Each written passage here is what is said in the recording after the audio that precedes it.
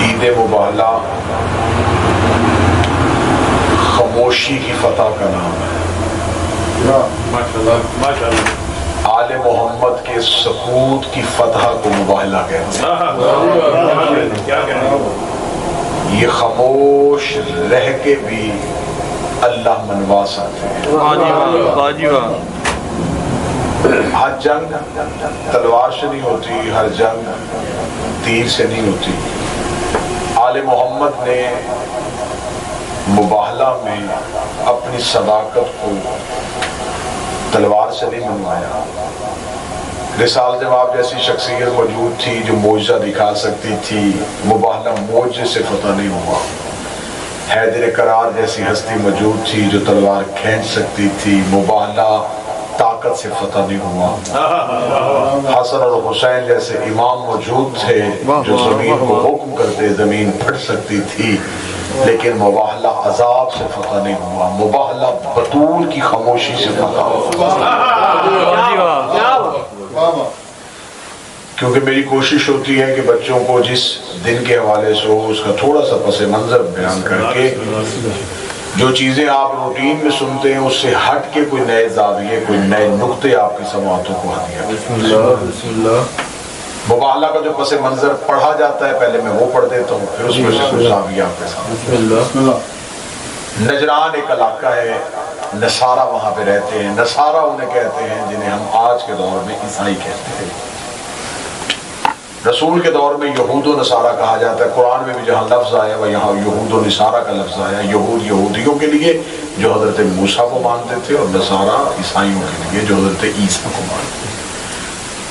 نصارہ وہاں پہ رہتے تھے، اور صرف نصارہ وہاں آباد نہیں تھے۔ جیسے مسلمانوں کا مرکز مکہ تھا، نصارہ کا مرکز نجران تھا۔ حضرت عیسیٰ کے جانے کے بعد مذہب نصارہ میں نبوت نہیں ہے، لیکن مذہب نصارہ میں عیسیٰ کے حوارین موجود رہے۔ ہر دور میں جناب عیسیٰ کا کوئی نہ کوئی ایسا حواری موجود ہوتا تھا جو عیسیٰ کے ماننے والوں کو مذہبی طور پہ رہنمائی کرتا تھا۔ اور وہ جو عیسائیوں کا پیشوا ہوتا تھا، جو ان کا رہنما ہوتا تھا، وہ رہنما یہ پادری اکٹھے ہو کے نہیں چنتے تھے، یہ اس کا انتخاب کرتے تھے جو یہ دعویٰ کر سکتا تھا کہ میرا عیسیٰ سے توسل ہے، میں عیسیٰ سے جب چاہوں بات کر سکتا ہوں۔ پھر جسے یہ چن لیتے تھے وہ اپنے آپ کو مخلوق سے ہٹا دیتا تھا اور اپنے آپ کو اپنے عبادت خانے میں محفوظ کر لیتا تھا، اور سال میں ایک دفعہ وہ باہر آتا تھا۔ جب وہ دنیا سے جانے لگتا تھا تو وہ جاتے ہوئے اپنے اگلے نمائندے کا اعلان کر کے جاتا تھا۔ اب رسول کے دور میں جو نجران کا اس وقت کا عیسائیوں کا پیشوا تھا، اس کا نام عبد المسیح تھا، اور کتابیں کہتی ہیں 150 سال کے لگ بھگ اس کی عمر تھی۔ اس کے نیچے جتنے عیسائیوں کے پیشوا تھے وہ سب پادری تھے۔ پادری اپنے اپنے عبادت خانوں میں عیسائیوں کو تعلیم دیتے تھے، لیکن جو پادریوں کو تعلیم دیتا تھا وہ عبد المسیح تھا۔ جب رسالت مآب نے مکہ میں اسلام پھیلایا تو رسالت مآب نے اپنے قریب کے جتنے علاقے تھے ان میں اسلام قبول کرنے کے بادشاہوں کو خط لکھے۔ تو رسالت مآب نے ایک خط جو ہے وہ نجران کے عبد المسیح کے نام لکھا۔ میں مباہلہ کی تھوڑی تاریخ آپ سے عام کر دیا جاتا ہے کہ نصارہ کے کچھ عیسائی آئے تھے، کچھ پادری آئے تھے، پادری نہیں آئے تھے۔ رسالت مآب نے خط لکھا، وہ خط جو ہے وہ عبد المسیح کے نام تھا۔ جو ہی نجران خط پہنچا رسالت مآب کا اسلام کے قبول کے لیے، تو انہیں تو پتا تھا کہ ہمارا جو نجران کا عبد المسیح جو سب سے بڑا پادری ہے، جو عیسیٰ کا نمائندہ ہے، جو حضرت عیسیٰ کا حواری ہے، وہ سال میں ایک مرتبہ باہر آئے گا۔ لیکن ایسا ہوا کہ سال مکمل نہیں ہوا تھا اور عبد المسیح نے اس عبادت خانے کا دروازہ کھولا۔ جو ہی عبادت خانے کا دروازہ کھولا تو جتنے پادری تھے انہوں نے سمجھا کہ شاید کوئی ایسا ہنگامی اعلان ہے جس کے لیے اس نے سال پورا ہونے کا انتظار نہیں کیا اور عبادت خانے کا دروازہ کھول دیا۔ پادریوں نے اپنی اپنی عبادت گاہیں چھوڑی، قوم نہیں صرف پادری اکٹھے ہوئے اور اس دیر کی طرف بھاگے جہاں پہ وہ عبد المسیح رہتا تھا. اس کے پاس جا کے انہوں نے کہا کہ عیسیٰ کے نمائندے، عیسیٰ کے ہماری ایسا کیا ہوا کہ سال مکمل ہونے سے پہلے تم نے دروازہ کھولا؟ 150 کے سال لگ بھگ اس کی عمر. اس نے اپنے ابو کو اٹھایا اور اٹھا کے کہنے لگا مجھے بتاؤ نجران میں کسی کا کوئی قاصد آیا ہے؟ نجران میں کوئی قاصد آیا ہے جس نے کسی کا کوئی خط دیا ہو؟ انہوں نے کہا خطوط تو بہت سے آتے ہیں، تو کس خط کی بات کر رہا ہے؟ اس نے کہا رات میں عبادت میں مصروف تھا، یہ مجھے عیسیٰ نبی کی آواز آئی، تو میری عبادت کر رہا ہے اور تو جانتا نہیں کہ احمد آ چکا ہے. وبشر الرسول یاتی من بعدہ اسمہ احمد. حضرت عیسیٰ دنیا سے جاتے ہوئے ایک اعلان کر کے چلے گئے تھے کہ میرے بعد ایک آئے گا جس کا نام احمد ہوگا. محمد کا نام جو ہے نہیں، احمد کا نام قرآن میں، وہ احمد آئے گا، بشارت دے کے چلے گئے. اور میرے ایک معصوم امام سے کسی بندے نے پوچھا تھا کہ حضرت عیسیٰ اور رسالت مآب کے درمیان یہ جتنے سال بنتے ہیں، اتنے سالوں میں جتنے لوگ مر گئے وہ جنت میں جائیں گے یا جہنم میں جائیں گے؟ تو امام نے مسکرا کے فرمایا کہ عیسیٰ جاتے ہوئے اعلان کر کے گئے تھے کہ میرے بعد احمد آئے گا، جو احمد کے انتظار میں مر گئے وہ جنت میں جائیں گے. جنہوں نے حجت کا انتظار کیا، حجت کا انتظار بھی عبادت ہے، حجت کی راہ دیکھنا بھی عبادت ہے. انہوں نے حجت کا رستہ دیکھا، وہ احمد کے انتظار میں تھے، وہ جنت میں جائیں گے. اب یہ کیونکہ یہ بھی منتظر احمد تھا، یہ بھی احمد کے انتظار میں. انہوں نے کہا خط تو آیا ہے. اس نے کہا اگر خط آیا ہے تو اس دور میں بہت سے لوگ جھوٹے نبوت کے دعوے کرتے تھے. آئے روز کہیں نہ کہیں سے پتہ چل جاتا تھا کہ وہاں سے کسی نے کہہ دیا کہ میں احمد ہوں، وہاں سے کسی نے کہہ دیا میں احمد ہوں، وہاں سے کسی نے کہہ دیا میں احمد ہوں. اس نے کہا کہ اگر یہ سچا احمد ہے تو پھر اس کا انتظار نہیں کرنا، ہمیں خود مکہ جانا چاہیے.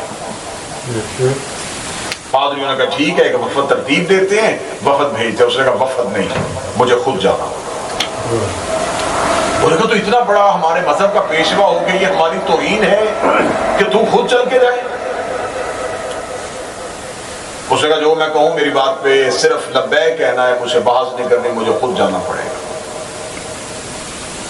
عبد الوسیع کے لیے سواری کا اہتمام کیا اور کتابیں کہتی ہیں کہ 2 مرتبہ رستے میں اولاد نے اسے روکا، لیکن اس نے ضد کی کہ مجھے خود جانا ہے اور سواری مکہ کی طرف بڑھنی شروع ہو. جو ہی مکہ پہنچا تو جو پادری تھے وہ اس کے آنے پہ خوش نہیں تھے. تھوڑی سی پس منظر بیان کر رہا ہوں. جتنے پادری تھے وہ اس کے آنے پہ خوش نہیں تھے. وہ کہتے تھے اسے خود نہیں آنا چاہیے تھا، یہ ہمارے مذہب کی توہین ہے کہ ہمارا اتنا بڑا پیشوا ہو کہ یہ خود چل کے جانا ہے. جو ہی مکہ کے قریب سواری پہنچی تو انہوں نے کہا کہ آپ بتائیں کہ اس سے ملنے کے لیے کہاں جائیں. اس نے کہا پہلی نشانی دیکھ لیں، اس رسول کا کلمہ پڑھنے والوں سے پوچھو کہ اس نبی کا محل کہاں پہ ہے. اگر تو اس کا بادشاہوں کی طرح محل ہے تو مجھے یہیں سے واپس لے جاؤ، کیونکہ آسمانی کتابیں کہتی ہیں جو آخری نبی ہوگا وہ بادشاہ بن کے نہیں آئے گا. بسم اللہ. اگر تو اس کا محل ہوگا، اس کے آگے پیچھے دربان ہوں گے تو پھر مجھے واپس لے جانا، ملاقات کا کوئی فائدہ نہیں. پتا چلا کہ رسول کا کوئی محل، انہوں نے کوئی محل نہیں، مسجد کے ساتھ ایک گھر ہے، اس گھر میں وہ رہتے ہیں. اگر ان سے ملاقات کرنی ہو، انہوں نے کہا جی ملاقات کے لیے ایک ہی جگہ مسجد، جو اللہ کا گھر ہے. جو بھی مہمان آتے ہیں، جو بھی وفد آتے ہیں، وہ لوگ مسجد میں بیٹھتے ہیں اور مسجد میں رسالت مآب سے ملاقات کر لیتے ہیں. جہاں زمین پہ وہ خود بیٹھتا ہے وہی مہمانوں کو بٹھاتا ہے، جو خود کھاتا ہے. خیمے لگ چکے تھے. اس نے کہا کہ اس سے ملاقات کرنے کے لیے نکلتے ہیں. زرق برق لباس، ریشمی کپڑے، ہاتھوں میں سونے کی انگوٹھیاں، گلے میں سونے کے لاکٹ. خود کو تیار کرنے کے بعد یہ مسجد نبی کے باہر پہنچے. مسجد نبی کے باہر پہنچ کے ایک صحابی سے کہا کہ رسول سے کہو کہ ہم تم سے ملنا چاہتے ہیں. رسالت مآب نے بغیر جواب دیے ہوئے اپنے حجرے کا پردہ گرا دیا. اب رسالت مآب کے گھر کے اندر جانے کی کسی صحابی کو اجازت نہیں تھی. اب یہاں تو رسول بتا کے جاتے ہیں کہ میں ملنا نہیں چاہتا، لیکن رسول نے حجرے کا پردہ گرا دیا. یہ باہر بیٹھے رہے، انتظار کرتے رہے. ابھی تھوڑی دیر بعد آئیں گے، پھر تھوڑی دیر بعد آئیں گے. رسول واپس باہر نہ آئے. آخر بلال سے پوچھا گیا کہ رسول کے نہ آنے کی وجہ کیا ہے. بلال نے کہا میں صحابی ہوں لیکن محمد کا مزاج نہیں جانتا. مزاج رسالت سوائے علی کے کوئی نہیں جانتا. امیر المومنین کی طرف عیسائیوں کے وفد کو بھیجا گیا. عبد المسیح نے جا کے کہا خلق عظیم کا مالک ہے تمہارا رسول, ملا کیوں نہیں؟ امیر المومنین نے فرمایا تمہارا زرق برق لباس, تمہارے ریشمی کپڑے, یہ تمہاری ملاقات کے راستے میں رکاوٹ ہے. رسول سادگی پسند ہے, سادہ لباس پہنو, نبی تم سے ملاقات کرے گا.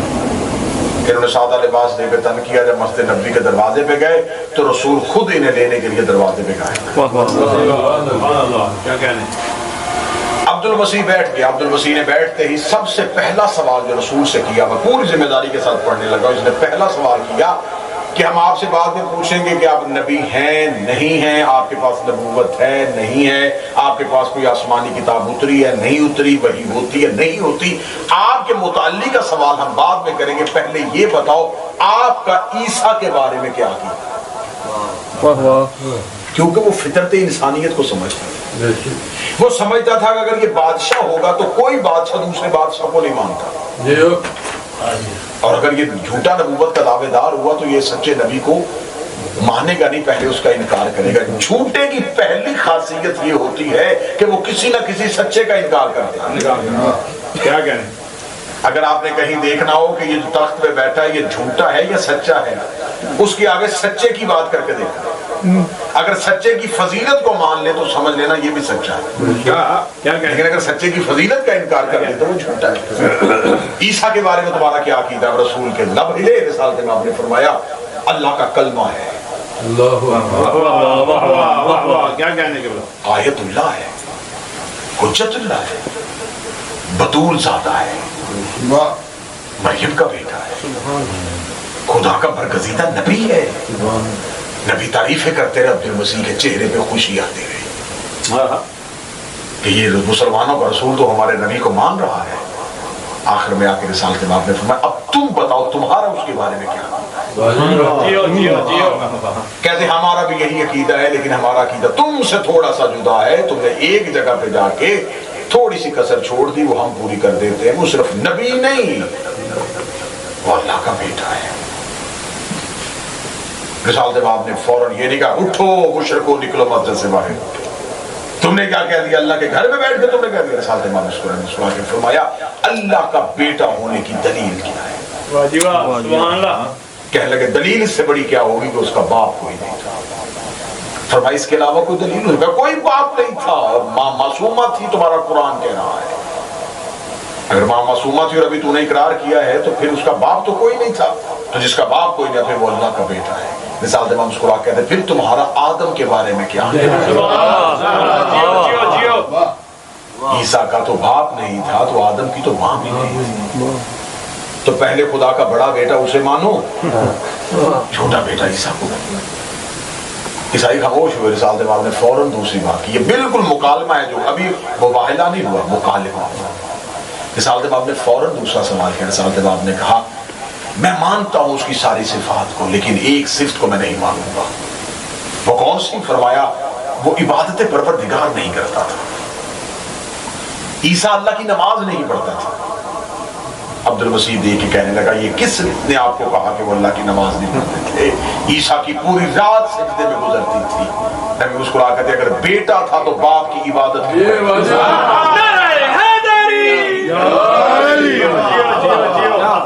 میں نے مباہلے کا پس منظر پڑھ دیا, اب میں راز پڑھنے لگا. یہ وہ تاریخ ہے جو آپ کو ہر کتاب سے مل جائے گی. اب جو آگے راز ہے وہ راز کا پہلا راز پڑھیں. عبد المسیح پہلے دن مان گیا تھا کہ آپ اللہ کے نبی ہیں. اس نے نہیں انکار کیا تھا کہ تم نبی نہیں. اس نے کہا تو نبی ہے تو میں ملنے آیا, میں نے آسمانی کتابوں میں پڑھا ہے, لیکن میں کسی صورت میں اس عقیدے سے اپنی قوم کو پیچھے نہیں ہٹنے دوں گا کہ اللہ کا کوئی بیٹا نہیں. میں اس موقف پہ قائم رہوں گا. تو اپنی نبوت منوانا چاہتا ہے منوا, ہم تجھے مان لیں گے. آج بھی آپ پوری دنیا کے مسیحوں سے جا کے پوچھ لیجئے, وہ رسول کی رسالت کو تو انکار نہیں کرتے. وہ یہ تو نہیں کہتے کہ رسول کہتے ہیں. ہو سکا ہم یہ کہتے ہیں کہ تو اللہ کا نبی ہے, لیکن یہ نہیں کہنے دیں گے کہ عیسیٰ اللہ کا بیٹا ہے. اب رسول معجزے سے نبوت تو منوا سکتا تھا. رسول یہ تو کہہ سکتا تھا کہ فلاں نبی نہیں میں نبی ہوں, لیکن یہ کیسے کہتا رسول کہ اللہ کا بیٹا ایسا نہیں ہے؟ رسالت جواب نے اللہ کے واحد ہونے کی دلیل دی، اس کا کوئی بیٹا نہیں ہو سکتا، اس کی کوئی اولاد نہیں ہو سکتی۔ بار بار رسول کہتے رہے، 3 دن گزر گئے۔ جب 3 دن گزر گئے تو ایک دن جبریل نے آ کے رسالت جواب کے قدموں پہ ہاتھ رکھ کے کہا فمن حاجک فیہ من بعد ما جاءک من العلم، اگر یہ تیری اتنی آیتیں سننے کے بعد بھی نہیں مان رہے تو بحث نہ کرنا۔ فَقُلْ تَعَالُوا نَدْعُوا أَبْنَاءَنَا وَأَبْنَاءَكُمْ، ان سے کہو یہ بیٹے لے کے آئیں، ہم بیٹے لے کے آتے ہیں۔ میں نے پہلے کہا کہ پہلا راز اٹھانے لگا، أَبْنَاءَنَا وَأَبْنَاءَكُمْ۔ عربی زبان سمجھنے والے اگر کوئی بیٹھے ہو تو خدا یہ کہہ سکتا تھا کہ یہ اپنے بیٹے لے کے ابنانا و ابنا کے، یہ اپنے بیٹے لے کے تو اپنے بیٹے لے کے، یہ اپنی عورتیں لے کے تو اپنی عورتیں، یہ اپنے نفس لے کے ابناکم۔ خدا نے اپنے آپ کو ساتھ شامل کیا کیونکہ انہوں نے انکار مصطفیٰ کا نہیں کیا تھا، انکار ہو گیا تھا توحید کا۔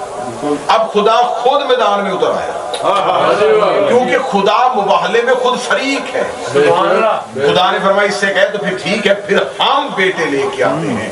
ابناءکم کا لفظ آ گیا، ہم بیٹے لے کے آتے ہیں، ہم نساء لے کے آتے ہیں، ہم نفس لے کے آتے ہیں۔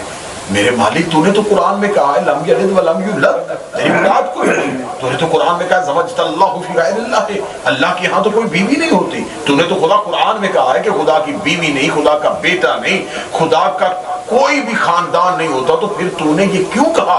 خدا نے فرمایا اس لیے کہ یہ دیکھنا چاہتے تھے، یہ کہہ رہے تھے، بار بار دعویٰ کر رہے عیسیٰ اللہ کا بیٹا، عیسیٰ اللہ کا بیٹا۔ میں نے قرآن میں یہ کہا ہے کہ اللہ کا بیٹا نہیں ہوتا، لیکن اگر ان کے ذہنوں میں یہ تصور ہے کہ ہو سکتا تھا، تو اگر ہو سکتا تھا تو ایسوں کو لے گیا جن کو سامنے تصویر دکھا کے بتا دے کہ اگر اللہ کا کوئی بیٹا ہوتا تو ویسا نہ ہوتا، ایسا ہوتا۔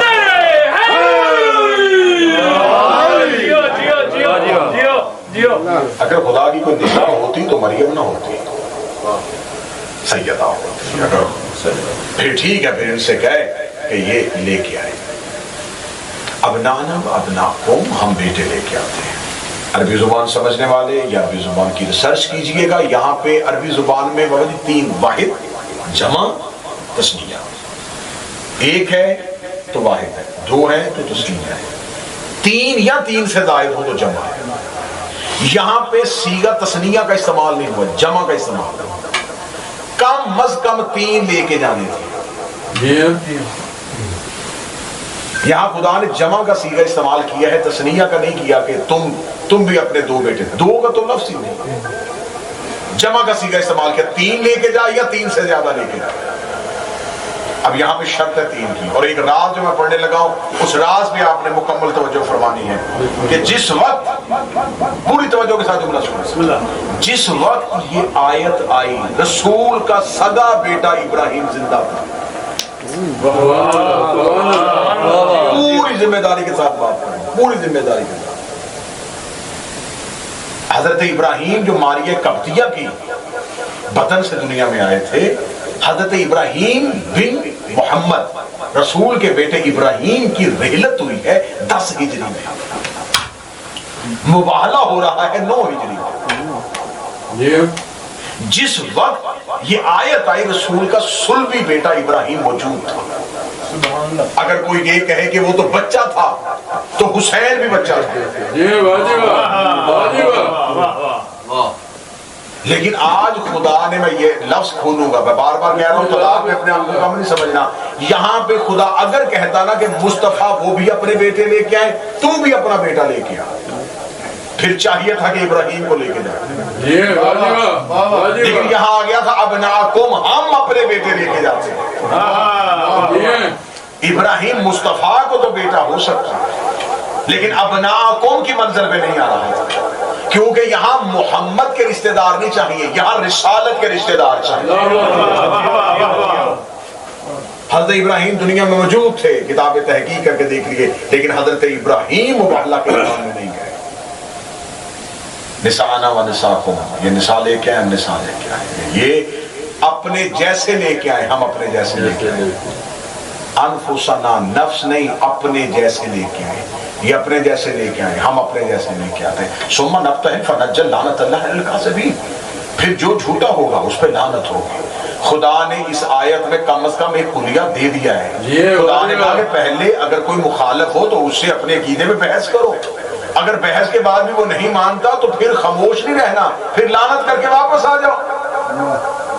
خدا نے مباہلے کے میدان میں یہ نہیں کہا کہ بحث کرنے کے بعد یہ نہیں مانتے تو ان کو لکم دینکم ولی دین, تمہیں تمہارا دین مبارک ہمیں ہمارا دین مبارک. خدا نے کہا نہ آپ مباہلے میں نہیں. جبکہ خدا نے مکہ میں یہ کہا تھا قل یا ایھا الکافرون کی جب آیت آئی تھی, جب سورت آئی تھی, سورہ کافرون نازل آئی تھی, تو یہ کیا کہتے تھے؟ یہ کہتے تھے ہم اپنے بتوں کو نہیں چھوڑیں گے. تو خدا نے کہہ دیا ان سے کہ تم اپنے بتوں کی پوجا کرو, ہم اپنے خدا کی عبادت کرتے ہیں. لکم دینکم ولی دین, تمہیں تمہارا دین مبارک ہمیں ہمارا دین مبارک. تو ہمارے دین کو نہ چھیڑو, ہم تمہارے دین کو نہیں چھیڑتے. جس خدا نے مکہ میں یہ کہا تھا لکم دینکم ولی دین, تمہیں تمہارا دین مبارک ہمیں ہمارا دین مبارک, اسے مباہلے میں کہہ دینا چاہیے تھا کہ میرا محمد نجران کے عیسائیوں سے کہہ دے اگر ہمارے مذہب کو ماننا ہے تو مانو, نہیں ماننا تمہیں تمہارا دین مبارک ہمیں ہمارا دین مبارک. لیکن خدا نے مباہلے کے میدان میں کہا نہیں, تم نے یہاں یہ نہیں کہنا ہمیں تمہارا دین مبارک. خدا نے کہا یہاں تمہیں ثم نبتہل فنجعل لعنت اللہ علی الکاذبین, یہاں پہ تو نے لعنت کرنی ہے کیونکہ یہاں پہ مکہ میں صرف اکیلا دعوے دار تھا. مکہ میں وہ صرف میرا انکار کر رہے تھے,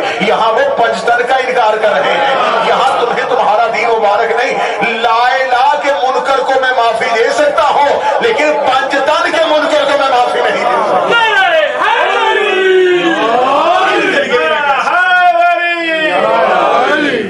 ان کے لیے نہیں میں کہہ سکتا, ان کے لیے میں قطعاً نہیں کہہ سکتا کہ میں یہ کہوں تمہیں تمہارا دین مبارک.